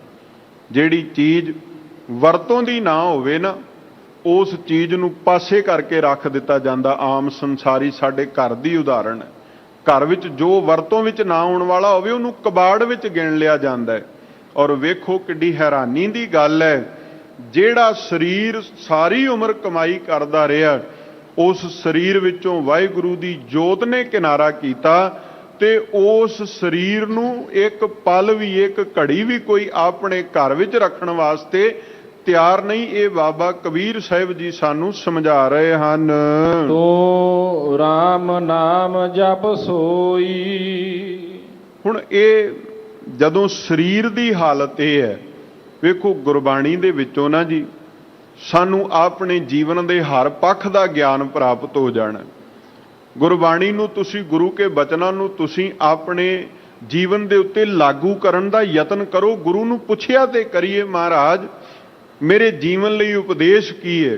साहिब जी मैं दिन किवें गुजारां? सतगुरु मेरी रात किवें गुजरे? सतगुरु कृपा करो, मैनू दसना करो कि किस प्रकार मैं अपने जीवन दे ये समय नूं गुजारां जो वर्तमान चलदा पिया है, तां कि मैनू तुहाडा साथ नसीब हो जावे, तां कि मैनू एडे औखे हालात मेरे जीवन दे ना बनन कि मैं मनमुखां दी गिणती विच आ जावां। तां साहिब बाबा कबीर साहिब कहंदे ने, तू राम नाम जप सोई। ਉਹ नाम राम करता पुरख वाहिगुरू जी का नाम जप, जिस नाम ने तेरा साथी बनना है, जिस नाम ने तेरा आसरा बनना है। नाम तो बिना जीव आत्मा की होर ओट है ही कोई नहीं। ये साडा भुलेखा है कि धन दौलत साडा साथ देवेगा। ये साडा भुलेखा है भी जदों असीं संसार विच चलदे हैं, कोई 10 20 50 बंदे साडे नाल तुरदे ने क्योंकि साडे कोल अहुदे बड़ा वधिए ने, पर नहीं भाई जिथे जाके लेखे की गल आउणी है उथे तां जीव आत्मा नूं आप ही उस लेखे नाल जिहड़ा है निबड़ना पैना है। ते इस वास्ते उस करता पुरख वाहिगुरू जी दे नाम नूं ध्याउण दा यतन करिए। वाहिगुरू जी दे नाम विच अपनी सुरत जोड़ लईए। वो नाम जिन्हों बाणी अंदर इउं आख्या गया है, गुर का बचन बसै जी नाले, जल नहीं डूबै तस्कर नहीं लेवै, भाहे ना साके जाले। गुरु के बचनां विचों सानू, गुरु के शब्द विचों नाम की प्राप्ति हुंदी है। बाणी सानू नाम नाल रब जी नाल जोड़दी है। ते इन्हां बचनां दा जदों असीं ताण, इन्हां बचनां दी ताकत की गल करिए ना, ते साहिब आखदे ने ये बचन साडी जिंद दे साथी बन के चलदे ने। एक ने शरीर दे साथी, वो हालात वेख के आसे पासे हो जाते हैं। तुसीं किसी बंदे दा 100 काम चंगा करो, एक बार उन्होंने ना करके वेखो सही, अगला 100 कीतियां होया ते मिट्टी पा के ते तुहाडे एक नूं गिणाउण बह जांदा है भी तुसीं मेरा एक आ काम नहीं सवारिया। ये शरीर की हालत है। तुसीं सारी जिंदगी किसी नाल स्नेह पा के रखो, एक बार तुहाडे तो किते कोई उकाई होण दी गल है, अगला तुहाडा सारा कुछ पिछला भुल के तुहानूं उलामे देने शुरू कर दिंदा। साहिब कहंदे फिर ऐसे साथ दा की करना ਜਿਹੜਾ साथ तुहाडे नाल कदम मिला के चल ना सके। ते साथ महाराज माणीए कीदा साहिब आख्या, गुरु नानक देव पातशाह जी ने कहा जे सज्जण बनाउणे ने ना ते याद रख भलिया, सज्जण सेई नाल मैं चलदियां नाल चलन, जिथे लेखा मंगी है तिथे खड़े दिसन। सज्जण ओ कायम करी जिथे तैनू जरूरत होवे ते तेरे सामने वो सज्जण अपने आप आ जाण, तैनू आवाज़ मारन की लोड़ ना पवे। ते ऐसा सज्जण कौन है ਕੇਵਲ ਪਰਮਾਤਮਾ ਦਾ ਨਾਮ, ਕੇਵਲ ਸਾਡੇ ਸ਼ੁਭ ਕਰਮ, ਉਹ ਸਾਡੇ ਸੱਜਣ ਬਣ ਕੇ ਚੱਲਦੇ ਨੇ। ਪਰ ਜਦੋਂ ਆਪਾਂ ਇਹ ਗੱਲ ਕਹੀਏ ਕਿ ਸੰਸਾਰ ਤੋਂ ਕੋਈ ਆਸ ਲਾ ਕੇ ਨਿਰੰਕਾਰ ਦੇ ਘਰ ਵਿੱਚ ਕੋਈ ਇੱਜ਼ਤ ਪੱਤ ਪੈਜ ਬਣੇਗੀ, ਨਹੀਂ ਭਾਈ। ਸੰਸਾਰ ਦੇ ਵਿੱਚ ਵਿਚਰਨਾ ਹੈ, ਸੰਸਾਰ ਸਮਾਜ ਵਿੱਚ ਹੀ ਅਸੀਂ ਰਹਿਣਾ ਹੈ, ਪਰ ਸਮਾਜ ਵਿੱਚ ਰਹਿੰਦਿਆਂ ਹੋਇਆਂ ਨੇ ਅਸੀਂ ਪ੍ਰਭੂ ਦੇ ਨਾਮ ਦਾ ਪੱਲਾ ਪਕੜ ਕੇ ਰੱਖਣਾ ਹੈ। ਔਰ ਇਹ ਆਪਣੇ ਮਨ ਦੇ ਅੰਦਰ ਨਿਸ਼ਚਾ ਰੱਖੀਏ ਕਿ ਸਾਡੇ ਸਰੀਰ ਦਾ ਇੱਕ ਨਾ ਇੱਕ ਦਿਨ ਅੰਤ ਜ਼ਰੂਰ ਹੋਣਾ ਹੈ। ਅਸੀਂ ਇਹ ਅਟੱਲ ਵਿਸ਼ਵਾਸ ਰੱਖੀਏ, ਡਰੀਏ ਨਾ। ਇੱਕ ਤੇ ਸਾਡੀ ਮਾਨਸਿਕਤਾ ਇਹ ਹੈ ਵੀ ਜਦੋਂ ਕੋਈ ਮੌਤ ਦੀ ਗੱਲ ਕਰੇ ਨਾ ਤੇ ਸਾਨੂੰ ਉਹ ਬੰਦਾ ਹੀ ਚੰਗਾ ਨਹੀਂ ਲੱਗਦਾ ਜਿਹੜੀ ਮੌਤ ਦੀ ਗੱਲ ਕਰੇ। ਪਰ ਤੁਸੀਂ ਯਾਦ ਰੱਖੋ, ਮੌਤ ਤੋਂ ਬਿਨਾਂ ਜੀਵਨ ਦੀ ਕਲਪਨਾ ਨਹੀਂ ਜੇ ਕੀਤੀ ਜਾ ਸਕਦੀ। ਕੋਈ ਬੰਦਾ ਇਹ ਦਾਅਵਾ ਨਹੀਂ ਕਰ ਸਕਦਾ ਵੀ ਮੈਂ ਮੌਤ ਨਹੀਂ ਲਿਖਾ ਕੇ ਲੈ ਕੇ ਆਇਆ। ਸਾਹਿਬ ਦਾ ਬੋਲ ਹੈ, ਜੁਗੋ ਜੁਗ ਅਟਲ ਬਚਨ ਨੇ ਮਰਨ ਲਿਖਾਏ, ਮੰਡਲ ਮੈਂ ਆਏ। ਅਸੀਂ ਇਸ ਮ੍ਰਿਤ ਮੰਡਲ ਵਿੱਚ, ਇਸ ਸੰਸਾਰ ਵਿੱਚ ਸਾਨੂੰ ਭੇਜਿਆ ਹੀ ਤਾਂ ਹੈ ਪ੍ਰਮਾਤਮਾ ਨੇ। ਸਾਡੇ ਜਨਮ ਦੇ ਨਾਲ ਨਾਲ ਸਾਡੇ ਮੌਤ ਵਾਲਾ ਸਮਾਂ ਵੀ ਉਹਨ ਮੁਕਰਰ ਕਰ ਦਿੱਤਾ। ਸਾਨੂੰ ਬਹੁਤ ਕੁਝ ਚੇਤੇ ਵਿੱਚ ਹੈ। ਬਾਣੀ ਨੇ ਆਖਿਆ, ਸਾਹਿਬ ਕਿਰਪਾ ਕਰਦੇ ਨੇ, ਵਿਸਰ ਗਿਆ ਹੈ ਮਰਨਾ, ਪਰ ਭੁੱਲ ਕੀ ਗਿਆ? ਭੁੱਲ ਇਹ ਗਿਆ ਵੀ ਅਸੀਂ ਸੰਸਾਰ ਤੋਂ ਜਾਣਾ ਵੀ ਹੈ, ਵੀ ਸਾਨੂੰ ਇਹ ਚੇਤੇ ਵਿੱਚ ਨਹੀਂ। ਔਰ ਇਹ ਹੋਇਆ ਕਿਉਂ? ਇਹਦਾ ਵੀ ਇੱਕ ਕਾਰਨ ਹੈ। ਸਾਹਿਬ ਨੇ ਉਹ ਕਾਰਨ ਦੱਸਿਆ। ਸਾਹਿਬ ਕਹਿੰਦੇ, ਭਰਨ ਪੋਖਣ ਸੰਗ ਔਦ ਬਿਆਣੀ, ਜੈ ਜਗਦੀਸ਼ ਕੀ ਗਤ ਨਹੀਂ ਜਾਣੀ। ਅਸੀਂ ਆਪਣੇ ਪੇਟ ਨੂੰ, ਆਪਣੇ ਸਰੀਰ ਨੂੰ, ਆਪਣੇ ਘਰ-ਬਾਰ ਨੂੰ ਪਰਵਰਿਸ਼ ਦੀ ਖਾਤਰ ਇੰਨਾ ਰੁੱਝ ਗਏ ਕਿ ਸਾਨੂੰ ਇਸ ਗੱਲ ਦਾ ਚੇਤਾ ਹੀ ਭੁੱਲ ਗਿਆ ਵੀ ਰੱਬ ਦਾ ਨਾਮ ਵੀ ਜਪਣਾ ਹੈ ਤੇ ਸੰਸਾਰ ਤੋਂ ਜਾਣਾ ਵੀ ਪੈਣਾ। ਕੋਈ ਬੰਦਾ ਭਾਵੇਂ 100 ਵਰਿਆਂ ਦਾ ਵੀ ਹੋਵੇ ਨਾ, ਉਹਨੂੰ ਪਤਾ ਹੈ ਵੀ ਪਿੱਛਾ ਤੇ ਬਹੁਤ ਪਿਛਾਂ ਹੈ, ਅੱਗਾ ਬਹੁਤ ਨੇੜੇ ਆ ਚੁੱਕਿਆ ਹੈ, ਉਹ ਵੀ ਇਸ ਗੱਲ ਦਾ ਜਿਹੜਾ ਹੈ ਨਾ ਉਹ ਗੁੱਸਾ ਕਰੇਗਾ ਵੀ ਮੌਤ ਦੀ ਗੱਲ ਕਿਉਂ ਕੋਲ ਕੀਤੀ। ਹਾਲਾਂਕਿ ਉਹ ਐਨ ਕਿਨਾਰੇ ਤੇ ਹੁੰਦਾ ਹੈ, ਨਦੀ ਕਿਨਾਰੇ ਰੁਖੜੇ ਵਾਲੀ ਗੱਲ ਹੈ, ਪਤਾ ਨਹੀਂ ਕਿਹੜੇ ਵੇਲੇ ਢਹਿ ਕੇ ਵਿੱਚ ਜਾ ਪਵੇ। ਪਰ ਉਹ ਵੀ ਆਖੇਗਾ ਵੀ ਨਹੀਂ, ਹੋਰ ਜੀਵਨ ਦੀ ਲਾਲਸਾ ਹੀ ਮਨ ਵਿੱਚ ਇਦਾਂ ਪੈਦਾ ਹੋ ਗਈ ਹੈ। ਪਰ ਭਗਤ ਕਬੀਰ ਸਾਹਿਬ ਜੀ ਬਖਸ਼ਿਸ਼ ਕਰਦੇ ਨੇ, ਕਿਰਪਾ ਕਰਦੇ ਨੇ, ਆਖਦੇ ਨੇ, ਭਾਈ ਤੇਰੇ ਇਸ ਜੀਵਨ ਦੀ ਕਦਰ ਉਹਨਾਂ ਚਿਰ ਹੈ ਜਿੰਨਾ ਚਿਰ ਤੇਰੇ 'ਚ ਸਵਾਸ ਨੇ ਪ੍ਰਭੂ ਦੇ ਦਿੱਤੇ ਹੋਏ। ਜਦੋਂ ਤੇਰੇ ਸਵਾਸ ਖਤਮ ਹੋਏ ਨਾ, ਤੈਨੂੰ ਮੁਰਦਾ ਐਲਾਨ ਕੇ ਅਗਲਿਆਂ ਨੇ ਇੱਕ ਘੜੀ ਵੀ ਜਿਹੜਾ ਹੈ ਉਹ ਆਪਣੇ ਘਰ ਵਿੱਚ ਨਹੀਂ ਰੱਖਣਾ। ਛੇਤੀ ਦੇ ਨਾਲ ਇਸ ਗੱਲ ਦਾ ਨਿਰਣਾ ਕਰਨਗੇ ਵੀ ਕਿੰਨੇ ਵਜੇ, ਕਿਹੜਾ ਸਮਾਂ, ਜਦੋਂ ਇਹਨੂੰ ਕਬਰਾਂ ਵਿੱਚ, ਸ਼ਮਸ਼ਾਨ ਵਿੱਚ ਲੈ ਕੇ ਜਾਣਾ ਹੈ।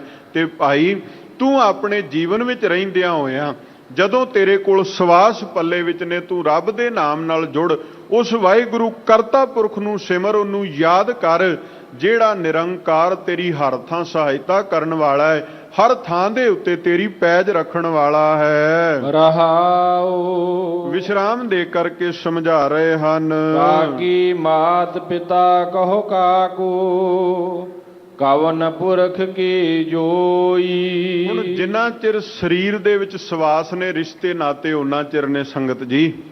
ਜਦੋਂ ਸਰੀਰ ਚੋਂ ਸਵਾਸ ਮੁੱਕ ਗਏ ਤਾਂ ਬਾਬਾ ਕਬੀਰ ਸਾਹਿਬ ਜੀ ਕਹਿੰਦੇ ਨੇ, ਕੌਣ ਪਿਤਾ ਹੈ ਕਿਸੇ ਦਾ, ਕਿਹੜੀ ਕਿਸੇ ਦੀ ਮਾਂ, ਕੌਣ ਕਿਸੇ ਦੀ ਇਸਤਰੀ। ਕੋਈ ਸਨੇਹੀ ਹੋਵੇ ਤੇ ਘਰ ਵਿੱਚ ਨਾ ਰੱਖ ਲਵੇ, ਸਨੇਹੀ ਹੋਵੇ ਤੇ ਕਬਰ ਦੇ ਹਵਾਲੇ ਕਿਉਂ ਕਰੇ। ਜੇ ਇੰਨਾ ਸਨੇਹ ਹੈ ਤੇ ਅੱਗ ਦੇ ਉੱਤੇ ਸਰੀਰ ਨੂੰ ਕਿਉਂ ਰੱਖੇ? ਉਹਦਾ ਕਾਰਨ ਇੱਕ ਹੈ, ਕਿਉਂਕਿ ਜਿੰਨਾ ਚਿਰ ਸਵਾਸ ਚੱਲਦੇ ਨੇ ਉਤਨਾ ਚਿਰ ਹੀ ਸਰੀਰ ਦੇ ਸਾਥ ਨੇ, ਉਹਨਾਂ ਚਿਰ ਸੰਬੰਧ ਨੇ। ਸਤਿਗੁਰੂ ਦਾ ਇੱਕ ਬੋਲ ਆਉਂਦਾ, ਸਾਹਿਬ ਆਖਦੇ ਨੇ, ਦਾਰਾ ਮੀਤ ਪੂਤ ਸੰਬੰਧੀ ਇਸ਼ਟ ਮੀਤ ਅਰ ਭਾਈ, ਪੂਰਬ ਜਨਮ ਕੇ ਮਿਲੇ ਸੰਜੋਗੀ, ਅੰਤੈ ਕੋ ਨਾ ਸਹਾਈ। ਇਹ ਪੂਰਬਲੇ ਜਨਮਾਂ ਦਾ ਸੰਜੋਗ ਸੀ ਕਿ ਕਿਸੇ ਦੇ ਮਾਂ ਬਾਪ ਬਣ ਕੇ, ਕਿਸੇ ਦੇ ਧੀਆਂ ਪੁੱਤਰ ਬਣ ਕੇ ਅਸੀਂ ਸੰਸਾਰ ਵਿੱਚ ਵਿਚਰ ਰਹੇ ਹਾਂ। ਪਰ ਯਾਦ ਰੱਖੀਏ, ਜਦੋਂ ਅੰਤ ਦਾ ਵੇਲਾ ਆਇਆ, ਉਸ ਵੇਲੇ ਕੋਈ ਇੱਕ ਦੂਜੇ ਦੀ ਸਹਾਇਤਾ ਨਹੀਂ ਕਰ ਸਕਦਾ। ਸਵਾਸਾਂ ਦੀ ਬਾਬਤ ਇਹ ਬਚਨ ਬਾਣੀ ਅੰਦਰ ਆਉਂਦਾ ਹੈ ਵੀ ਨੈ ਵਢਨ ਘਟਨ ਤਿਲ ਸਾਰ, ਇੱਕ ਤਿਲ ਮਾਤਰ ਜਿੰਨਾ ਸਮਾਂ ਇੱਧਰ ਉੱਧਰ ਨਹੀਂ ਹੋਣਾ। ਤੇ ਨਾ ਹੀ ਕੋਈ ਰਿਸ਼ਤੇਦਾਰ ਸਨੇਹੀ ਇਹ ਦਾਅਵਾ ਕਰ ਸਕਦਾ। ਇਹ ਦਾਅਵੇ ਸਾਰੇ ਨੇ ਸਰੀਰ ਦੇ ਨਾਲ, ਸਰੀਰ ਦੇ ਵਿੱਚੋਂ ਸਵਾਸ ਖਤਮ ਹੋ ਗਏ, ਕੋਈ ਵੀ ਕਿਸੇ ਪ੍ਰਕਾਰ ਦਾ ਦਾਅਵਾ ਨਹੀਂ ਪੁੱਗਦਾ। ਘਾਟ ਫੂਟੇ ਕੋ ਬਾਤ ਨਾ ਪੁੱਛੈ, ਕਾਢੋ ਹੋਈ। ਘਾਟ ਨਾਮ ਸੰਬੋਧਨ ਹੈ ਸਰੀਰ ਨੂੰ। ਕਹਿਣ ਲੱਗੇ ਜਿਸ ਪ੍ਰਕਾਰ ਮਿੱਟੀ ਦਾ ਕੋਈ ਭਾਂਡਾ, ਕੱਚਾ ਭਾਂਡਾ ਟੁੱਟ ਜਾਵੇ ਤੇ ਘਰ ਦੀ ਸੁਆਣੀ ਉਹਨੂੰ ਆਪਣੇ ਚੌਂਕੇ ਚੋਂ ਕੱਢ ਕੇ ਪਾਸੇ ਰੱਖ ਦਿੰਦੀ ਵੀ ਤੂੰ ਮੇਰੇ ਕਿਸੇ ਕੰਮ ਦਾ ਨਹੀਂ। ਕਹਿਣ ਲੱਗੇ ਇਸੇ ਤਰ੍ਹਾਂ ਇਹ ਸਰੀਰ ਜਦੋਂ ਇਹ ਫੁੱਟ ਜਾਵੇ, ਭਾਵ ਸਵਾਸਾਂ ਦਾ ਸੰਬੰਧ ਟੁੱਟ ਜਾਵੇ, ਤੇ ਸਰੀਰ ਦੇ ਸਾਥੀ ਰਹੇ, ਸਰੀਰ ਦੇ ਰਿਸ਼ਤੇਦਾਰ ਅਖਵਾਉਣ ਵਾਲੇ ਕੀ ਕਹਿੰਦੇ ਨੇ, ਕੋਈ ਵੀ ਆ ਕੇ ਸਾਰ ਨਹੀਂ ਲੈਂਦਾ, ਛੇਤੀ ਨਾਲ ਇੱਕੋ ਗੱਲ ਹੈ, ਕਿੰਨੇ ਵਜੇ ਸੰਸਕਾਰ ਕਰੋਗੇ, ਕਿੰਨੇ ਵਜੇ ਲੈ ਕੇ ਚੱਲੋਗੇ। ਕੇਵਲ ਇਹੀ ਬਚਨਾਂ ਦੀ ਆਵਾਜ਼, ਇਹਨਾਂ ਬੋਲਾਂ ਦੀ ਆਵਾਜ਼ ਆਉਂਦੀ ਹੈ ਕਿ ਛੇਤੀ ਛੇਤੀ ਸੂਰਜ ਛਿਪਣ ਤੋਂ ਪਹਿਲਾਂ ਪਹਿਲਾਂ ਸ਼ਮਸ਼ਾਨ ਨੂੰ ਲੈ ਚੱਲੋ, ਦੂਰੋਂ ਆਏ ਨੇ, ਉਹਨਾਂ ਨੇ ਵਾਪਸ ਵੀ ਮੁੜ ਕੇ ਜਾਣਾ ਹੈ। ਇਹੀ ਕੁਝ ਸਾਰੇ ਬੰਨੇ ਜਿਹੜਾ ਹੈ ਉਹ ਚੱਲ ਪੈਂਦਾ ਹੈ। ਦੇਹੁਰੇ ਬੈਠੀ ਮਾਤਾ ਰੋਵਾ, ਖਟਿਆ ਲੈ ਗਏ ਭਾਈ। ਹੁਣ ਜਿਨ੍ਹਾਂ ਦੇ ਨਾਲ ਸਨੇਹ ਹੈ, ਮਾਂ ਉਹ ਜਿਹਨੇ ਪੁੱਤ ਨੂੰ, ਆਪਣੇ ਬੱਚੇ ਨੂੰ ਜਨਮ ਦਿੱਤਾ ਹੈ, ਉਹ ਪੁੱਤ ਦੇ ਵਿਛੋੜੇ ਦੇ ਵਿੱਚ ਦੇਹਰੀ ਦਲੀਜ ਤੇ ਬਹਿ ਕੇ ਰੋਂਦੀ ਹੈ। ਪੁਰਾਣੇ ਸਮੇਂ ਵਿੱਚ ਔਰਤਾਂ ਨੂੰ ਸ਼ਮਸ਼ਾਨ ਵਿੱਚ ਜਾਣ ਦੀ ਇਜਾਜ਼ਤ ਨਹੀਂ ਸੀ। ਘਰ ਦੀ ਦਲੀਜ ਤੱਕ ਔਰਤਾਂ ਨਾਲ ਤੁਰਦੀਆਂ ਇੱਕ ਦੋ ਕਦਮ ਤੇ ਫਿਰ ਉੱਥੇ ਬਹਿ ਜਾਂਦੀਆਂ ਤੇ ਇਕੱਲੇ ਮਰਦ ਹੀ ਜਾਇਆ ਕਰਦੇ ਸਨ ਸ਼ਮਸ਼ਾਨ ਵਿੱਚ। ਔਰ ਬਾਬਾ ਕਬੀਰ ਸਾਹਿਬ ਜੀ ਆਖਣ ਲੱਗੇ ਵੀ ਮਾਂ ਦੇਹਰੀ ਤੇ ਬੈਠ ਕੇ, ਦਲੀਜ ਤੇ ਬੈਠ ਕੇ ਰੋਂਦੀ ਹੈ।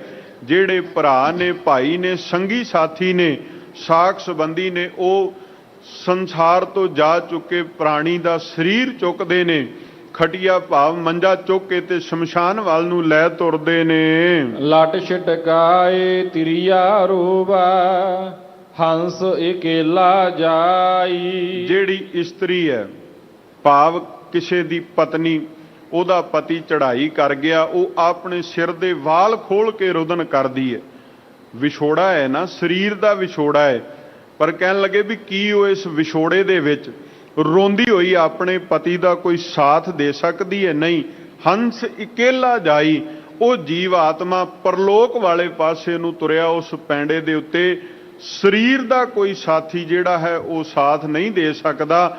ਹਾਂ, ਜੇ ਸਰੀਰ ਨੇ ਨਾਮ ਜਪਿਆ ਹੋਵੇ ਤੇ ਉਸ ਨਾਮ ਵਿੱਚ ਇੰਨੀ ਤਾਕਤ ਹੈ ਕਿ ਉੱਥੇ ਕਰਤਾ ਪੁਰਖ ਵਾਹਿਗੁਰੂ ਜੀ ਦੇ ਨਾਮ ਦੇ ਸਦਕਾ ਹੀ ਬੰਦੇ ਦਾ ਸਾਥੀ ਜਿਹੜਾ ਉਹ ਨਾਮ ਬਣ ਸਕਦਾ, ਜਪੇ ਹੋਏ ਦੇ ਸਦਕਾ।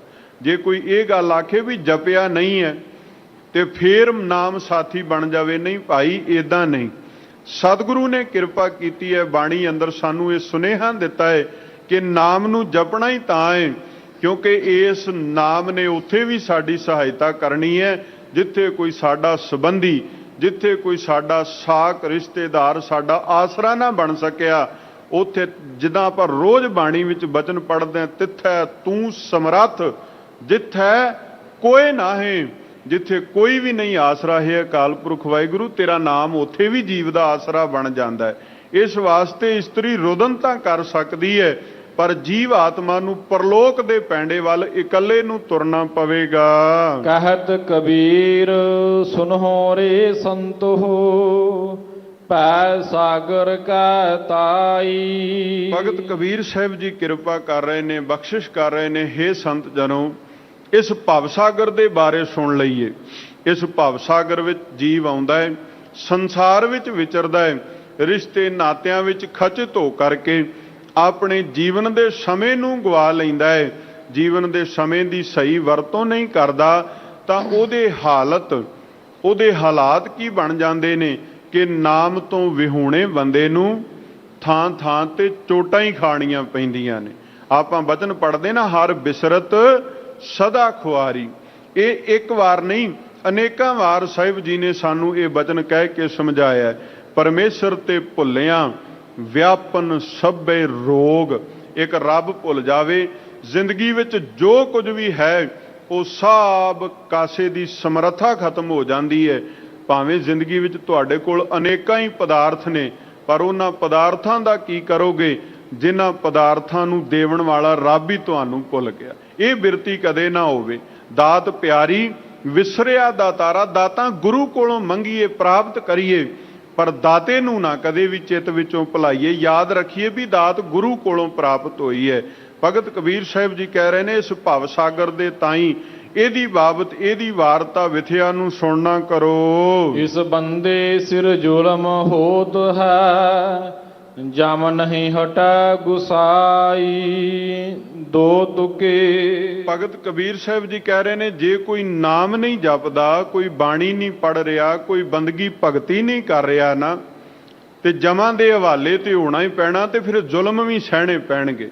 ਕਿਉਂਕਿ ਇਹਨਾਂ ਜ਼ੁਲਮਾਂ ਤੋਂ ਛੁਟਕਾਰਾ ਤੇ ਨਹੀਂ ਹੋ ਸਕਦਾ ਨਾ। ਜੋ ਕਰਮ ਕਮਾਏ ਨੇ ਉਹਨਾਂ ਦਾ ਲੇਖਾ ਤੇ ਦੇਣਾ ਪਏਗਾ ਨਾ।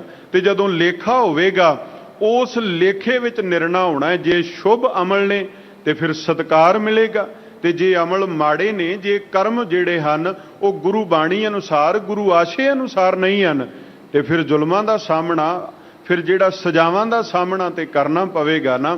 ਇਹ ਦੋ ਤੁਕਿਆਂ ਵਾਲੇ ਸ਼ਬਦ ਭਗਤ ਕਬੀਰ ਸਾਹਿਬ ਜੀ ਨੇ ਜੋ ਉਚਾਰਨ ਕੀਤੇ, ਇਹ ਹੁਕਮਨਾਮੇ ਦੇ ਰੂਪ ਅੰਦਰ, ਸ੍ਰੀ ਮੁਖ ਵਾਕ ਜੀ ਦੇ ਰੂਪ ਅੰਦਰ ਇਹ ਜੋ ਸ਼ਬਦ ਪ੍ਰਾਪਤ ਹੋਇਆ ਸੀ। 9 ਸ਼ਬਦ ਸਨ ਇਹ ਕੁੱਲ ਪਹਿਲੇ ਪੜਾਅ ਦੇ ਅੰਦਰ, ਔਰ ਇਹ 9ਵਾਂ ਸ਼ਬਦ ਸਾਨੂੰ ਦੋ ਤੁਕਿਆਂ ਦਾ ਪ੍ਰਾਪਤ ਹੋਇਆ। ਸਤਿਗੁਰਾਂ ਨੇ ਕਿਰਪਾ ਕੀਤੀ ਹੈ, ਹੁਕਮ ਦੀ ਵਿਚਾਰ ਨਾਲ ਜੁੜਨ ਦਾ ਸਬਬ ਬਣਿਆ। ਆਓ ਜੋ ਪਾਵਨ ਪਵਿੱਤਰ ਸਥਾਨ ਉੱਪਰ ਲੜੀਵਾਰ ਸ਼ਬਦ ਦੀ ਵਿਚਾਰ ਹੈ, ਉਸ ਵਿਚਾਰ ਦੇ ਨਾਲ ਜੁੜਨ ਦਾ ਯਤਨ ਕਰੀਏ। ਰਾਮਕਲੀ ਰਾਗ ਦੇ ਅੰਦਰ ਦੂਸਰੀ ਵਾਰ ਦੇ ਵਿੱਚ 8ਵੀਂ ਪੌੜੀ ਦਾ ਇਹ ਜੋ ਦੂਜਾ ਸ਼ਲੋਕ ਵਿਚਾਰ ਦੇ ਅਧੀਨ ਹੈ, ਆਓ ਪਿਆਰ ਨਾਲ ਸਰਵਣ ਕਰੀਏ ਜੀ। ਮਹੱਲਾ ਪੰਜਵਾ। ਏਕੋ ਜਪੀਐ ਮਨੈ ਮਾਹੀ, ਇਕ ਸਕੀ ਸਰਨਾਏ। ਧੰਨ ਸਤਿਗੁਰੂ ਗੁਰੂ ਅਰਜਨ ਦੇਵ ਸਾਹਿਬ ਸੱਚੇ ਪਾਤਸ਼ਾਹ ਮਹਾਰਾਜ ਜੀ ਕਿਰਪਾ ਕਰ ਰਹੇ ਹਨ। ਸਾਹਿਬ ਆਖ ਰਹੇ ਹਨ, ਐ ਮਨ, ਇੱਕ ਅਕਾਲ ਪੁਰਖ ਵਾਹਿਗੁਰੂ ਜੀ ਨੂੰ ਧਿਆਉਣਾ, ਕੇਵਲ ਇੱਕ ਦੀ ਆਰਾਧਨਾ ਕਰਨੀ। ਉਹ ਕਰਤਾ ਪੁਰਖ ਵਾਹਿਗੁਰੂ ਜਿਹੜਾ ਸਾਰੀ ਸ੍ਰਿਸ਼ਟੀ ਵਿੱਚ ਰਮਿਆ ਹੋਇਆ, ਜਿਹਦੇ ਬਰਾਬਰ ਦਾ ਕੋਈ ਨਹੀਂ। ਅੱਲਾਹ ਪਾਕੰ ਪਾਕ ਹੈ, ਸ਼ੱਕ ਕਰੂੰ ਜੇ ਦੂਸਰ ਹੋਏ। ਉਹ ਰੱਬ ਇੱਕ ਹੈ, ਔਰ ਇੱਕ ਨੂੰ ਹੀ ਧਿਆਉਣ ਦੀ ਦਾਤ ਗੁਰੂ ਦੇ ਕੋਲੋਂ ਮੰਗੀਏ। ਰੋਜ਼ ਬਚਨ ਪੜ੍ਹਦੇ ਆਂ, ਗੁਰਾ ਇੱਕ ਦੇਹ 부ਝਾਈ, ਸਭਨਾ ਜੀਆਂ ਕਾ ਇੱਕ ਦਾਤਾ, ਸੋ ਮੈਂ ਵਿਸਰ ਨਾ ਜਾਈ। ਸਾਹਿਬ ਗੁਰੂ ਅਰਜਨ ਦੇਵ ਪਿਤਾ ਮਹਾਰਾਜ ਜੀ ਕਿਰਪਾ ਕਰ ਰਹੇ ਨੇ, ਇੱਕ ਕਰਤਾ ਪੁਰਖ ਦੀ ਸ਼ਰਨ ਵਿੱਚ ਆਈਏ, ਔਰ ਮਨ ਦੇ ਵਿੱਚ ਕੇਵਲ ਇੱਕੋ ਦਾ ਆਸਰਾ ਧਿਆਈਏ ਜੀ। ਇਕ ਸਿਓ ਕਰ ਪਿੜ। ਤਨ ਮਨ ਦਾ ਦਾਤਾ ਰੱਬ ਜੀ ਨੂੰ ਸਮਝਦੇ ਆ, ਆਪਣੇ ਹਾਲ ਦਾ ਦਾਤਾ ਕਰਤਾ ਪੁਰਖ ਵਾਹਿਗੁਰੂ ਜੀ ਨੂੰ ਬਣਾਈਏ, ਤੇ ਕਿਸੇ ਦੂਜੇ ਪਾਸੇ ਸਾਡਾ ਧਿਆਨ ਨਾ ਜਾਵੇ। ਗੁਰੂ ਨੂੰ ਛੱਡ ਕੇ, ਗੁਰੂ ਰਾਮਦਾਸ ਮਹਾਰਾਜ ਜੀ ਦੇ ਦਰ ਨੂੰ ਛੱਡ ਕੇ ਸਾਡੇ ਨੇਤਰ, ਸਾਡੀ ਸੁਰਤ, ਸਾਡਾ ਸਰੀਰ ਕਿਸੇ ਹੋਰ ਪਾਸੇ ਵੱਲ ਵੇਖੇ ਵੀ ਨਾ। ਇੰਨੀ ਪਰਪੱਕ ਬਿਰਤੀ ਆਪਾਂ ਨੇ ਲੈ ਕਰਕੇ ਆਉਣੀ। ਸਾਹਿਬ ਕਹਿੰਦੇ ਇੱਕੋ ਨਾਲ ਪ੍ਰੇਮ ਬਣਾਉਣਾ ਹੈ, ਕਿਸੇ ਹੋਰਨਾਂ ਦੇ ਪਾਸੇ ਵੱਲ ਜਾਣ ਦੀ ਮਨ ਦੇ ਅੰਦਰ ਕੋਈ ਖਿਆਲ ਵੀ ਨਹੀਂ ਆਉਣਾ ਚਾਹੀਦਾ। ਇੱਕੋ ਦਾਤਾ ਮੰਗੀਆ, ਸਭ ਕੁਛ ਪੱਲਾ ਪਾਏ। ਬਸ ਗੁਰੂ ਤੇ ਅਕਾਲ ਪੁਰਖ ਵਾਹਿਗੁਰੂ ਜੀ ਨੂੰ ਦਾਤਾ ਜਾਣ ਕੇ ਜੋ ਸਾਡੇ ਮਨ ਦੀ ਵੇਦਨਾ ਹੈ ਉਹ ਗੁਰੂ ਅੱਗੇ ਹਾਜ਼ਰ ਕਰ ਦਈਏ। ਝੋਲੀ ਖਾਲੀ ਕਦੇ ਨਹੀਂ ਰਹੇਗੀ। ਸਾਡਾ ਪਤਾ ਕੀ, ਸਾਡੀ ਮਾਨਸਿਕਤਾ ਇਹ ਹੈ, ਅਸੀਂ ਕਹਿ ਦਿੰਦੇ ਹਾਂ ਵੀ ਅਰਦਾਸ ਕਰਵਾਈ ਸੀ, ਪੂਰੀ ਨਹੀਂ ਹੋਈ। ਭਲਿਆ ਨਾ ਗੁਰੂ ਊਣਾ ਨਾ ਅਰਦਾਸ 'ਚ ਕੋਈ ਫਰਕ ਹੈ। ਬਿਰਤੀ ਤੇਰੀ ਭਾਵਨਾ ਵਿੱਚ ਫਰਕ ਪੈ ਸਕਦਾ ਵੀ ਤੇਰੇ ਕੋਲੋਂ ਭਰੋਸਾ ਹੀ ਨਹੀਂ ਬਣ ਸਕਿਆ। ਸਾਹਿਬ ਆਖਿਆ, ਬਿਰਥੀ ਕਦੇ ਨਾ ਹੋਵਈ ਜਨ ਕੀ ਅਰਦਾਸ। ਅਰਦਾਸ ਤਾਂ ਕਦੇ ਵਿਅਰਥ ਹੀ ਨਹੀਂ ਜਾਂਦੀ, ਪਰ ਪ੍ਰਵਾਨ ਉਹਨਾਂ ਦੀ ਹੁੰਦੀ ਹੈ ਜਿਹੜੇ ਇੱਕ ਅਕਾਲ ਪੁਰਖ ਵਾਹਿਗੁਰੂ ਜੀ ਨੂੰ ਚਿਤਵਦੇ, ਸਿਮਰਦੇ, ਜਿਨ੍ਹਾਂ ਦੀ ਜ਼ੁਬਾਨ ਤੇ ਮੁਖ ਤੇ ਇੱਕੋ ਹੀ ਅਰਾਬੀ ਹੈ। ਬਾਬਾ ਫਰੀਦ ਸਾਹਿਬ ਜੀ ਨੇ ਬੋਲ ਆਖਿਆ, ਦਿਲੋਂ ਮੁਹੱਬਤ ਜਿਨ ਸਹੀ ਸੱਚਿਆ, ਜਿਨ ਮਨ ਹੋਰ ਮੁਖ ਹੋਰ, ਸੇ ਕਾਂਢੇ ਕੱਚਿਆ। ਅਕਾਲ ਪੁਰਖ ਵਾਹਿਗੁਰੂ ਜੀ ਨੂੰ ਦਾਤਾ ਜਾਣੀਏ ਤੇ ਉਸ ਦਾਤੇ ਦੇ ਕੋਲੋਂ ਸਭ ਕੁਝ ਪ੍ਰਾਪਤ ਹੋ ਜਾਵੇਗਾ। ਮਨ ਤਨ ਸਾਸ ਗਿਰਾਸ ਪ੍ਰਭ, ਇੱਕੋ ਇੱਕ ਧਿਆਏ। ਮਨ ਤਨ ਸਵਾਸ ਤੇ ਗਿਰਾਸ ਤੋਂ ਭਾਵ ਹੈ ਵੀ ਬੰਦਾ ਖਾਂਦਿਆਂ ਪੀਂਦਿਆਂ ਵੀ 4 ਤਰੀਕਿਆਂ ਦੇ ਨਾਲ ਮਨ ਕਰਕੇ, ਇਸ ਸਰੀਰ ਕਰਕੇ ਰੱਬ ਕਰਤਾ ਪੁਰਖ ਵਾਹਿਗੁਰੂ ਜੀ ਨੂੰ ਯਾਦ ਕਰੇ। ਸਵਾਸ ਸਵਾਸ ਉਹਦੀ ਯਾਦ ਵਿੱਚ ਜੁੜ ਜਾਵੇ। ਸਾਹਿਬ ਸੱਚੇ ਪਾਤਸ਼ਾਹ ਆਖਦੇ ਨੇ, ਨਿਰੰਕਾਰ ਵਾਹਿਗੁਰੂ ਜੀ ਨੂੰ ਇਸ ਤਰੀਕੇ ਦੇ ਨਾਲ ਇੱਕ ਜਾਣ ਕੇ, ਸ੍ਰੇਸ਼ਟ ਜਾਣ ਕਰਕੇ ਧਿਆਉਣਾ ਹੈ। ਅੰਮ੍ਰਿਤ ਨਾਮ ਨਿਧਾਨ ਸਚ, ਗੁਰਮੁਖ ਪਾਇਆ ਜਾਏ। ਕਰਤਾ ਪੁਰਖ ਵਾਹਿਗੁਰੂ ਜੀ ਦਾ ਉਹ ਅੰਮ੍ਰਿਤ ਨਾਮ ਜਿਹੜਾ ਜੀਵਨ ਨੂੰ ਅਮਰ ਕਰ ਦੇਣ ਵਾਲਾ ਹੈ, ਜਿਹਦੇ ਵਿੱਚ ਤਾਕਤ ਹੈ ਸਾਡੇ ਔਗਣਾਂ ਨੂੰ ਖਤਮ ਕਰਕੇ ਸਾਨੂੰ ਪ੍ਰਭੂ ਨਾਲ ਜੋੜਨ ਦੀ। ਗੁਰੂ ਦੀ ਕਿਰਪਾ ਦੇ ਦੁਆਰਾ ਉਹ ਖਜ਼ਾਨਾ, ਉਹ ਨਾਮ ਰੂਪੀ ਖਜ਼ਾਨਾ ਪ੍ਰਾਪਤ ਹੁੰਦਾ ਹੈ। ਗੁੜ ਭਾਗੀ ਤੇ ਸੰਤ ਜਨ ਜਿਨ ਮਨ ਉਠਾਏ। ਉਹ ਰੱਬ ਦੇ ਪਿਆਰੇ ਵੱਡਿਆਂ ਭਾਗਾਂ ਵਾਲੇ ਜਾਣੀਏ ਜਿਨ੍ਹਾਂ ਦੇ ਮਨ ਵਿੱਚ ਕਰਤਾ ਪੁਰਖ ਵਾਹਿਗੁਰੂ ਜੀ ਆ ਕਰਕੇ ਵਸ ਗਏ ਹਨ। ਜਲ ਥਲ ਮਹੀਲ ਰਵ ਰਹਿਆ ਦੂਜਾ ਕੋਈ ਨਾਹੀ। ਉਸ ਨਿਰੰਕਾਰ ਵਾਹਿਗੁਰੂ ਜੀ ਦੀ ਸ੍ਰੇਸ਼ਟਤਾਈ ਇਹ ਹੈ, ਜਲ ਤੇ ਥਲ ਚੌਂ ਕੁੰਟੀ ਬ੍ਰਹਿਮੰਡ ਦੇ ਜ਼ਰਰੇ ਜ਼ਰਰੇ ਅੰਦਰ ਉਸ ਕਰਤਾ ਪੁਰਖ ਵਾਹਿਗੁਰੂ ਜੀ ਦੀ ਜੋਤ ਟਿਕੀ ਹੋਈ ਹੈ। ਨਾਮ ਧਿਆਈ ਨਾਮ ਉਚਰਾ ਨਾਨਕ ਖਸਮ ਰਜਾਏ। ਸੱਚੇ ਪਾਤਸ਼ਾਹ ਮਹਾਰਾਜ ਜੀ ਬਖਸ਼ਿਸ਼ ਕਰ ਰਹੇ ਹਨ ਸ਼ਲੋਕ ਦੀ ਸਮਾਪਤੀ ਤੇ, ਕੇਵਲ ਨਾਮ ਨੂੰ ਧਿਆਈਏ, ਨਾਮ ਦੇ ਨਾਲ ਜੁੜ ਜਾਈਏ ਔਰ ਨਾਮ ਵਿੱਚ ਜੁੜਨ ਕਰਕੇ ਕਰਤਾ ਪੁਰਖ ਵਾਹਿਗੁਰੂ ਜੀ ਦੀ ਰਜ਼ਾ, ਉਹਦੇ ਹੁਕਮ ਅੰਦਰ ਚੱਲਣ ਦਾ ਸਾਨੂੰ ਗੁਣ ਪ੍ਰਾਪਤ ਹੋ ਜਾਵੇ। ਇਹ ਦਾਤ ਆਪਾਂ ਗੁਰੂ ਦੇ ਕੋਲੋਂ ਪ੍ਰਾਪਤ ਕਰਨੀ ਹੈ। ਸਤਿਗੁਰੂ ਗੁਰੂ ਗ੍ਰੰਥ ਸਾਹਿਬ ਮਹਾਰਾਜ ਜੀ ਕਿਰਪਾ ਕਰਨ। ਸਾਡਾ ਪੂਰਨ ਭਰੋਸਾ ਗੁਰੂ ਕੇ ਬਚਨਾਂ ਤੇ, ਗੁਰੂ ਕੀ ਬਾਣੀ